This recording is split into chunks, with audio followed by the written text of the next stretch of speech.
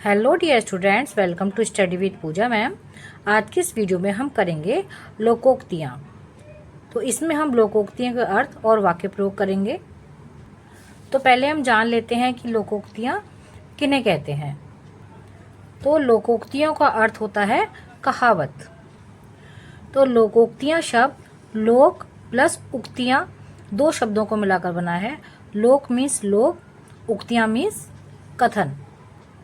इसका अर्थ है लोगों के द्वारा कही गई कोई बात, या फिर हम यह भी कह सकते हैं कि लोकोक्तियाँ एक ऐसा कथन है जो किसी विशेष स्थान या समुदाय में प्रसिद्ध हो जाता है। तो इस वीडियो में हम कुल 24 लोकोक्तियाँ करेंगे। तो आइए स्टार्ट करते हैं। पहला है अकेला चना भाड़ नहीं फोड़ सकता। इसका अर्थ है अकेला व्यक्ति बहुत बड़ा काम नहीं कर सकता है। तो इसका वाक्य हम बनाएंगे। राम अकेले आतंकवादियों से कब तक लड़ता, कोई उसका साथ देने वाला नहीं था। सच है कि अकेला चना भाड़ नहीं फोड़ सकता। या फिर हम इसका वाक्य यह भी बना सकते हैं कि कंपनी में नई योजना शुरू करने से पहले हमें सभी कर्मचारियों को साथ लेकर चलना चाहिए, क्योंकि अकेला चना भाड़ नहीं फोड़ सकता। के बाद है दूसरा, अंधों में काना राजा। इसका अर्थ है मूर्खों में कम पढ़ा लिखा भी आदर पाता है। इसका वाक्य हम बनाएंगे। आदिवासियों के मोहल्ले में सभी अनपढ़ थे, इसलिए 5वीं पास सरजू वहां अंधों में काना राजा बना हुआ था। नेक्स्ट इज अंत भला तो सब भला। इसका अर्थ है काम का अंत ठीक हो तो सब ठीक रहता है। मीन्स परिणाम अच्छा हो जाए तो सब कुछ अच्छा मान लिया जाता है। इसका वाक्य हम बनाएंगे। सरिता पढ़ाई पूरी करके नौकरी मिलने के बाद सारी मुसीबतें भूल गई, क्योंकि अंत भला तो सब भला। नेक्स्ट है आगे कुआ पीछे खाई। इसका अर्थ है दोनों ओर मुसीबत होना। इसका वाक्य हम बनाएंगे। सविता को घर का काम ना करने पर माँ डांटती थी और स्कूल का काम पूरा न करने पर अध्यापिका डांटती थी। उसके लिए तो एक तरफ कुआ और दूसरी तरफ खाई थी। नेक्स्ट इज आम के आम गुठलियों के दाम। इसका अर्थ है दोनों दशा में लाभ। मीन्स दुगना लाभ होना या दोहरा लाभ होना। इसका वाक्य हम बनाएंगे। अच्छे ढंग से पढ़ाई पूरी कर लेने पर समाज में मान सम्मान बढ़ जाता है और अच्छी नौकरी की भी आशा हो जाती है। सच ही कहा है आम के आम गुठलियों के दाम।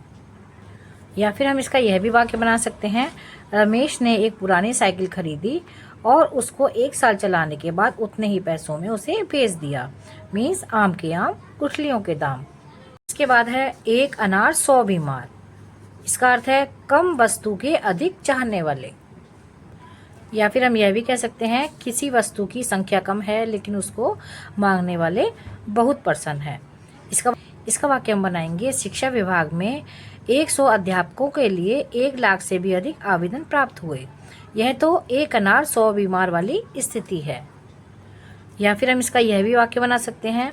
इस कंपनी में केवल एक ही वैकेंसी है लेकिन बहुत सारे लोग आवेदन कर रहे हैं।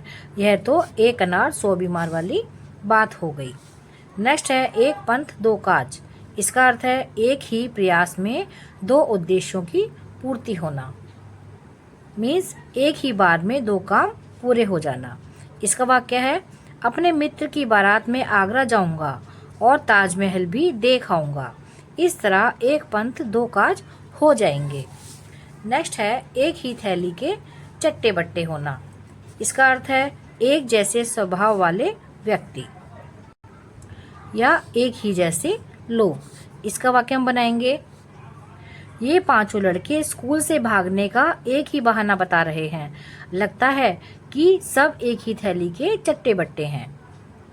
या फिर हम इसका यह भी वाक्य बना सकते हैं।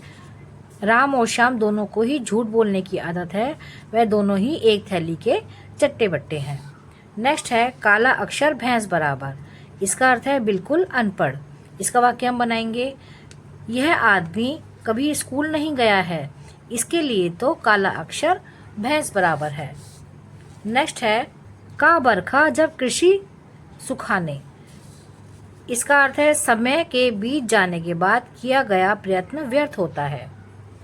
मीन्स समय बीत जाने के बाद पछताना ही बाकी रह जाता है। इसका वाक्य हम बनाएंगे, बचपन में तो स्कूल जाने से जी चुराते थे, अब लोगों को अच्छे पदों पर देखकर पछताते हैं। सच है कि का बरखा जब कृषि सुखाने। इसके बाद है खोदा पहाड़ निकली चूहिया। इसका अर्थ है अत्यधिक परिश्रम का बहुत कम फल मिलना। इसका वाक्य हम बनाएंगे, स्कूल में और 2 जगह ट्यूशन पढ़ने के बाद भी वह मुश्किल से 33% नंबर ही ला सका। यह तो वही बात हुई कि खोदा पहाड़ निकली चूहिया। नेक्स्ट है घर फूंक कर तमाशा देखना। इसका अर्थ है सामर्थ्य से अधिक खर्च करना। इसका वाक्य हम बनाएंगे, राम ने पुत्र के जन्मदिन पर बहुत बड़ी दावत दी। यह देखकर उसके मित्र ने कहा, इस प्रकार घर फूंक कर तमाशा देखना अच्छी बात नहीं है। नेक्स्ट है चोर चोर मौसेरे भाई। इसका अर्थ है एक जैसे बुरे स्वभाव वाले व्यक्ति। इसका वाक्य हम बनाएंगे, श्यामू तो बहुत घमंडी है और उसके साथी भी उसी के जैसे हैं। सच है कि चोर चोर मौसेरे भाई। नेक्स्ट है चौबे गए छब्बे बनने डूबे ही रह गए। इसका अर्थ है लाभ के बजाय हानि उठाना।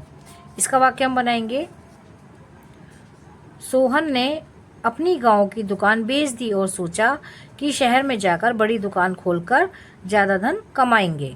नई जगह होने के कारण वहां उनकी पूंजी भी डूब गई। सच ही कहा है, चौबे गए छब्बे बनने डूबे ही रह गए। इसका मतलब है कभी कभी ज़्यादा पाने की चाहत में हम जो हमारे पास होता है उसको भी खो बैठते हैं। नेक्स्ट है जल में रहकर मगर से बैर। इसका अर्थ है आश्रयदाता से झगड़ा करना। इसका वाक्य हम बनाएंगे, इस कार्यालय में नौकरी करनी है तो साहब की बातें मानकर रहना, क्योंकि जल में रहकर मगर से बैर ठीक नहीं। नेक्स्ट है जिसकी लाठी उसकी भैंस। इसका अर्थ है ताकतवर की जीत होती है। इसका वाक्य हम बनाएंगे, अपने रिश्तेदार की जान पहचान और रुपयों के बल पर राजेश को यह नौकरी मिली है। सच है जिसकी लाठी उसकी भैंस।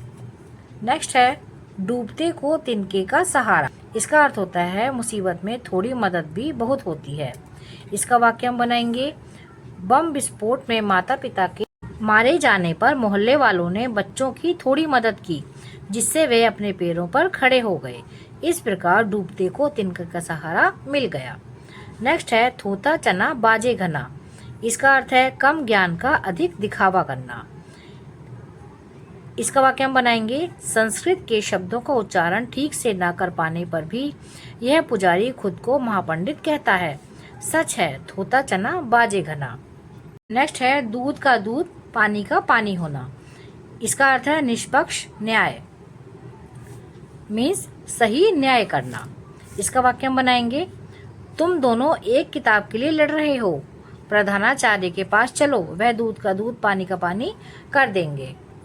या फिर हम इसका वाक्य यह भी बना सकते हैं कि बीरबल अपनी बुद्धिमानी से अकबर के दरबार में हर समस्या का हल निकालकर दूध का दूध पानी का पानी कर देते थे। नेक्स्ट है ना रहेगा बांस ना बजेगी बांसुरी। तो इसका अर्थ है विवाद को जड़ से ख़त्म करना या लड़ाई को जड़ से ख़त्म करना। इसका वाक्य हम बनाएंगे, यदि यही मोबाइल हम दोनों में झगड़े का कारण है तो मैं इसे बेच देता हूँ, तब ना रहेगा बांस ना बजेगी बांसुरी। नेक्स्ट है नौ नगद ना तेरा उधार। इसका अर्थ है नगद लेन देन बेहतर होता है। इसका वाक्य हम बनाएंगे, दुकानदार ने कहा कि 1 सप्ताह बाद 100 रुपये देने के बजाय तुम आज 80 रुपये ही दे दो, क्योंकि 9 नगद ना तेरा उधार। या फिर हम इसका यह भी वाक्य बना सकते हैं कि दुकानदार ने मुझसे कहा ना 9 नगद ना तेरा उधार, इसलिए मैंने उससे नगद ही सामान खरीदा। नेक्स्ट है पर उपदेश कुशल बहु तेरे। इसका अर्थ है दूसरों को उपदेश देना आसान होता है। इसका वाक्य हम बनाएंगे, कुछ अध्यापक स्वयं तो स्कूल समय पर पहुंचते नहीं हैं, परंतु विद्यार्थियों को देर से आने पर सजा देते हैं। सच है पर उपदेश कुशल बहु तेरे। या फिर हम इसका यह भी वाक्य बना सकते हैं, रमेश खुद तो समय पर ऑफिस आता नहीं है, लेकिन मुझे ऑफिस जल्दी आने के लिए रोज टोकता रहता है। ओके। नेक्स्ट है मान ना मान मैं तेरा मेहमान। इसका अर्थ है जबरदस्ती गले पड़ना। इसका वाक्य हम बनाएंगे, मैं इस व्यक्ति को जानता भी नहीं हूँ और यह रुपए मांगने के लिए दूर का रिश्तेदार बन रहा है। यह तो मान ना मान मैं तेरा मेहमान वाली बात हुई। नेक्स्ट है, सांप मरे ना लाठी टूटे। इसका अर्थ है काम भी बन जाए और नुकसान भी ना हो। इसका वाक्य हम बनाएंगे, इस दफ्तर में तो बिल भी पास हो गया और हमें रिश्वत भी नहीं देनी पड़ी। यह तो सांप मरे ना लाठी टूटे वाली बात हुई। या फिर हम इसका यह भी वाक्य बना सकते हैं कि उसने समस्या का समाधान इस तरीके से निकाला कि सांप भी मर गया और लाठी भी नहीं टूटी। तो बच्चों, यह थी कुछ लोकोक्तियाँ, उनके अर्थ और वाक्य प्रयोग। आई होप आपको ये समझ में आए होंगे, आपके लिए हेल्पफुल रहेंगे। Thanks for watching. मिलते हैं अगली वीडियो में। Bye bye.